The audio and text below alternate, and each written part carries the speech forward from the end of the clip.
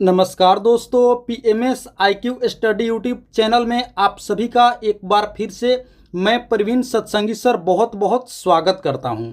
दोस्तों, आज की एक और वीडियो क्लास हम लेकर आ गए हैं बिहार पुलिस मध्य निषेध सिपाही भर्ती परीक्षा 2026 के लिए अति महत्वपूर्ण समान ज्ञान और सामान्य विज्ञान के प्रश्नों का। तो दोस्तों, आप सभी से एक रिक्वेस्ट करूंगा कि समय बहुत कम बचा है, आप लोग इस वीडियो को अंत तक जरूर देखिए, एक एक प्रश्न को अच्छे से समझिए और याद कीजिए। दोस्तों, एक एक प्रश्न इस परीक्षा के लिए बहुत ही रामबाण साबित होने वाले हैं। तो आइए अब आज की क्लास हम लोग शुरू करते हैं। पहला प्रश्न है, सिली भवन प्रक्रिया किससे संबंधित है? तो आप लोग याद रखेंगे चट्टानों के निर्माण से। ऑप्शन ए इस प्रश्न का बिल्कुल करेक्ट आंसर होगा। चट्टानों के निर्माण से सिली भवन प्रक्रिया संबंधित है। आइए अब आगे बढ़ते हैं। अगला प्रश्न है, ऑक्सीजन के एक अणु का द्रव्यमान है। दोस्तों, बतानी है कि ऑक्सीजन के एक अणु का द्रव्यमान कितना होता है? तो आप लोग याद रखेंगे 32 ग्राम होता है, यानी कि ऑप्शन सी इस प्रश्न का बिल्कुल करेक्ट आंसर होगा। ऑक्सीजन के एक अणु का द्रव्यमान 32 ग्राम होता है। चलिए आगे बढ़ते हैं।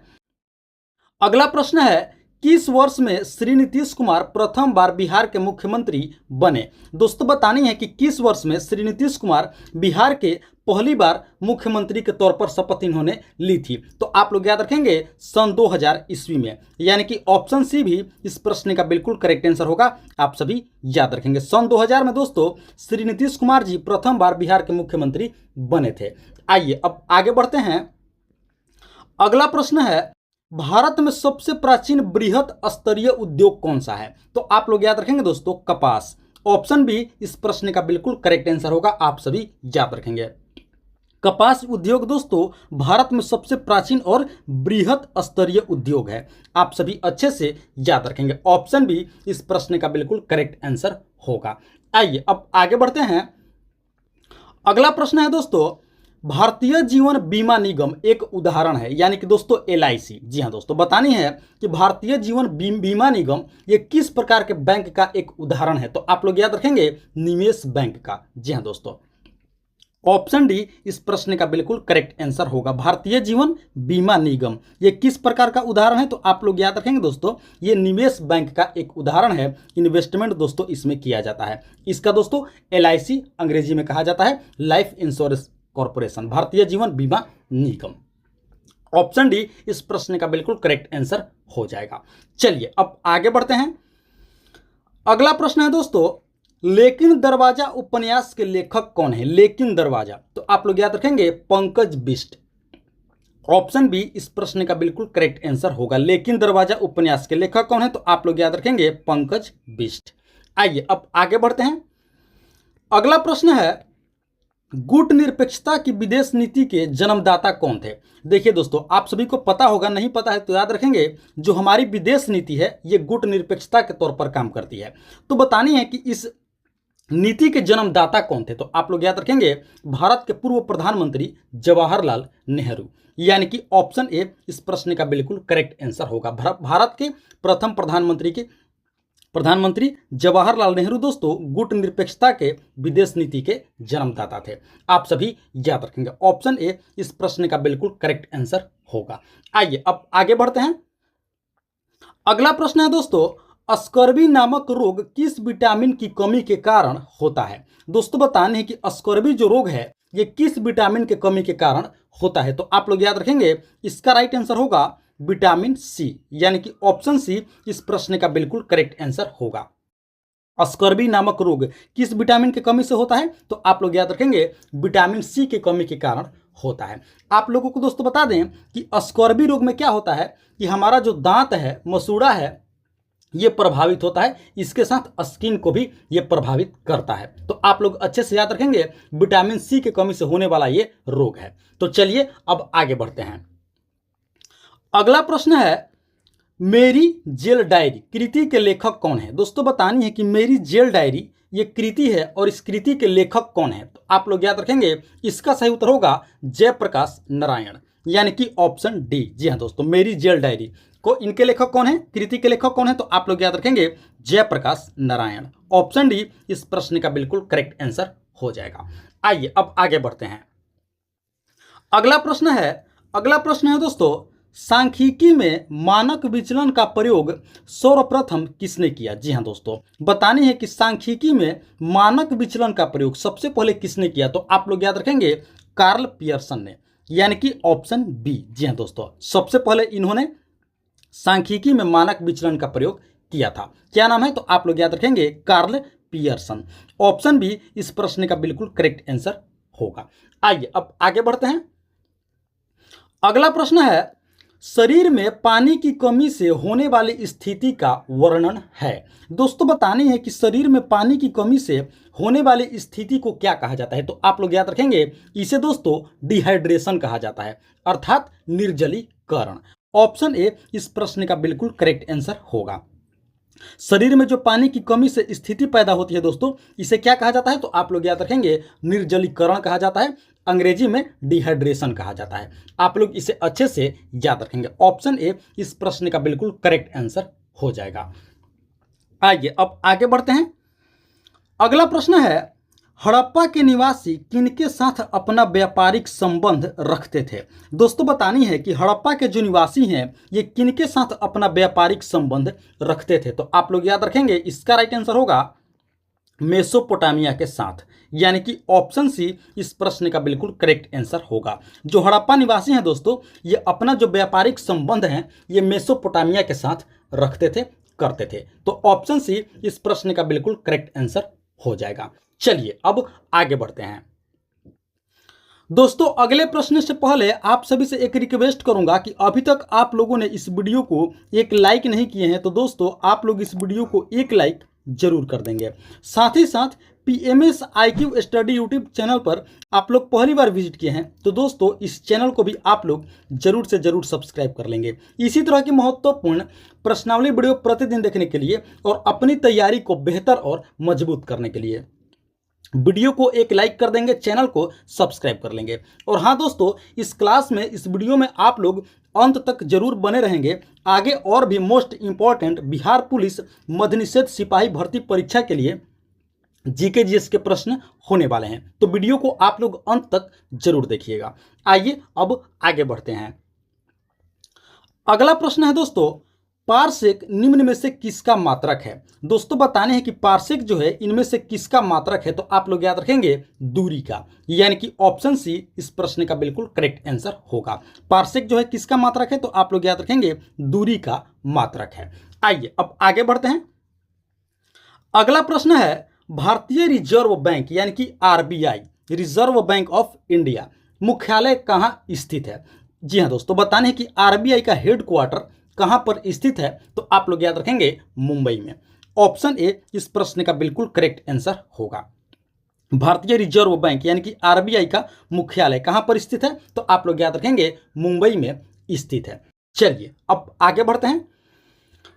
अगला प्रश्न है, कालाशोक कौन से वंश के थे? कालाशोक, तो आप लोग याद रखेंगे शिशुनाग वंश के थे। जी हाँ दोस्तों, कालाशोक किस वंश के थे? तो आप लोग याद रखेंगे शिशुनाग वंश के थे। चलिए अब आगे बढ़ते हैं।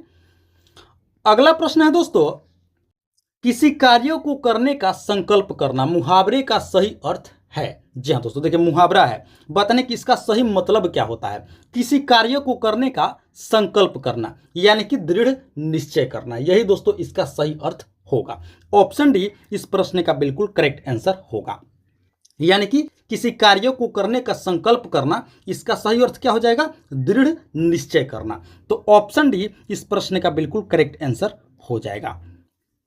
आइए अब आगे बढ़ते हैं।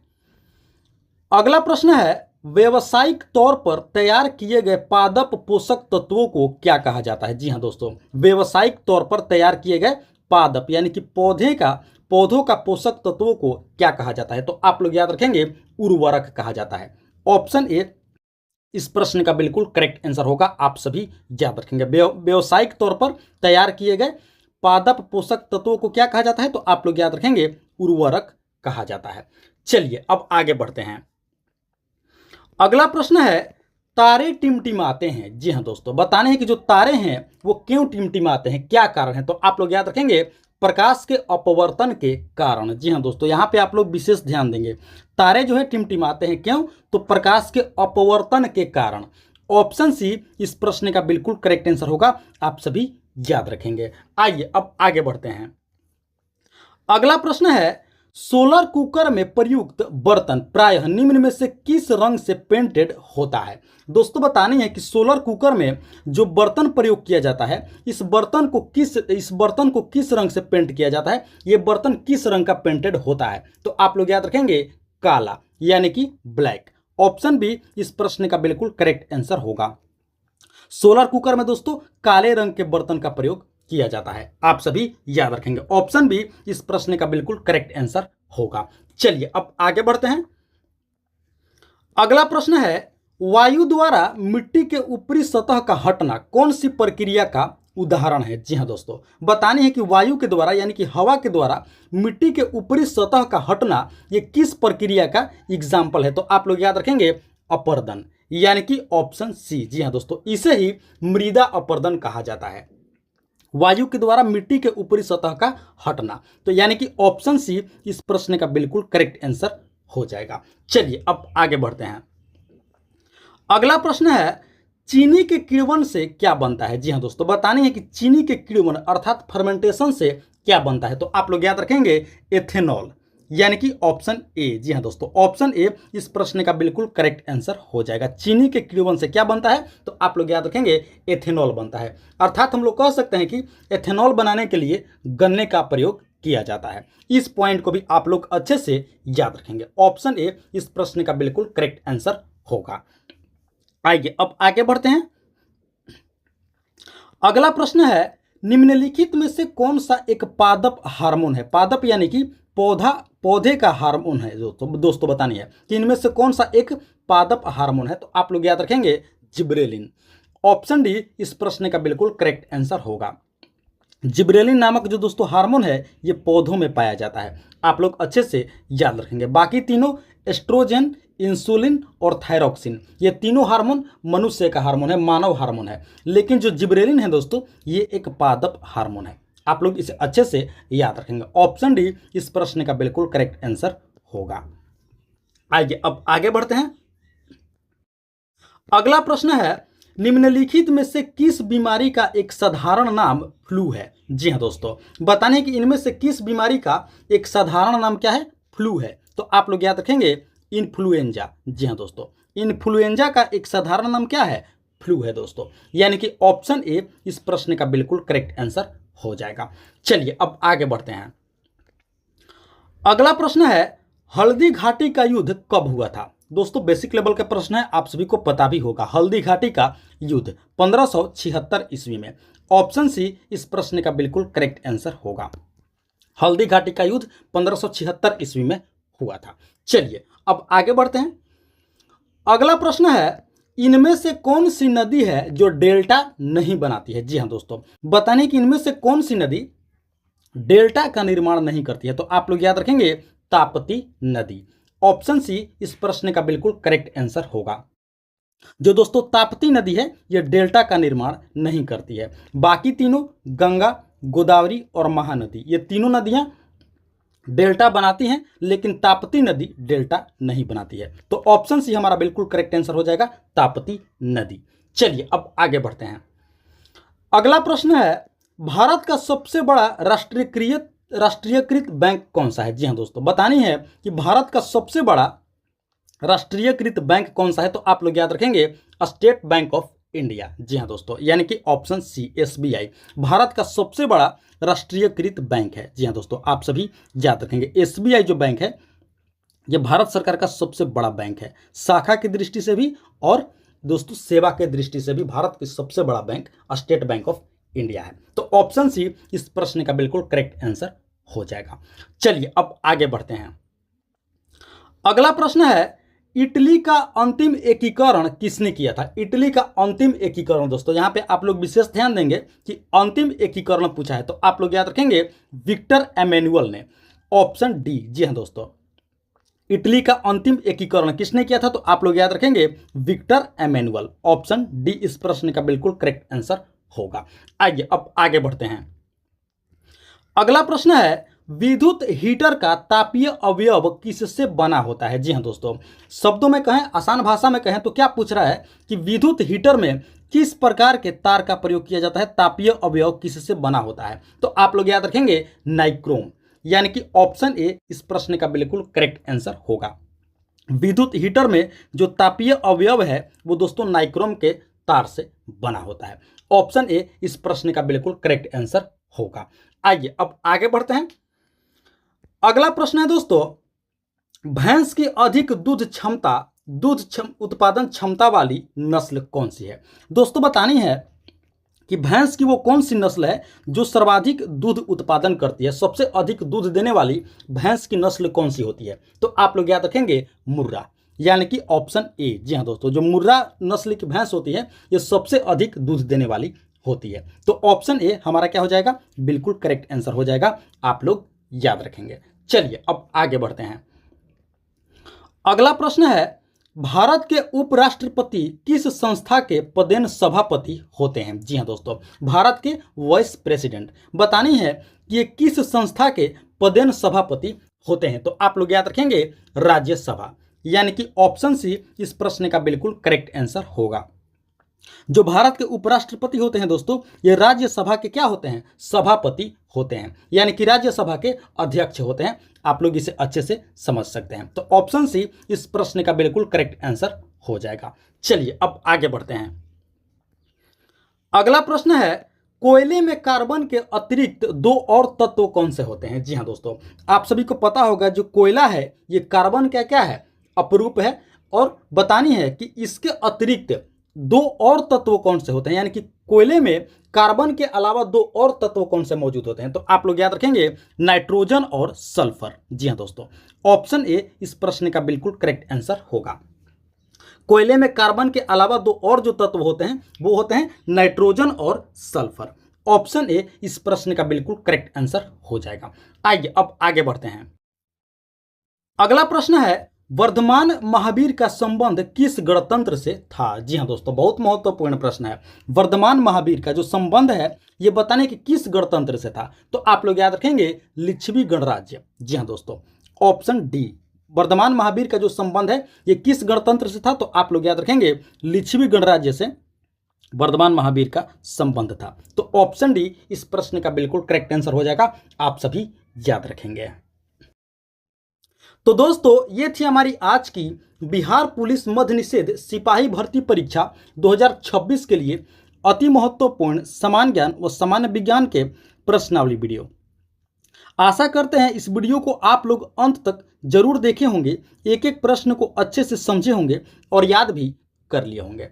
तो आप सभी से एक बार फिर से रिक्वेस्ट करूंगा कि इस वीडियो को आप लोग अभी तक एक लाइक नहीं किए हैं तो दोस्तों आप लोग इस वीडियो को एक लाइक जरूर कर देंगे। और साथ ही साथ PMS IQ study YouTube channel पर आप लोग पहली बार विजिट किए हैं तो दोस्तों इस चैनल को भी आप लोग जरूर से जरूर सब्सक्राइब कर लेंगे। इसी तरह की महत्वपूर्ण प्रश्नावली वीडियो प्रतिदिन देखने के लिए और अपनी तैयारी को बेहतर और मजबूत करने के लिए वीडियो को एक लाइक कर देंगे, चैनल को सब्सक्राइब कर लेंगे। और हाँ दोस्तों, इस वीडियो को आप लोग अपने दोस्तों में भी जरूर शेयर कर देंगे। तो फिलहाल इस वीडियो में इतना ही, मिलते हैं एक और मोस्ट इंपॉर्टेंट क्लास वीडियो लेकर के। तब तक के लिए आप सभी का बहुत बहुत धन्यवाद। जय हिंद दोस्तों।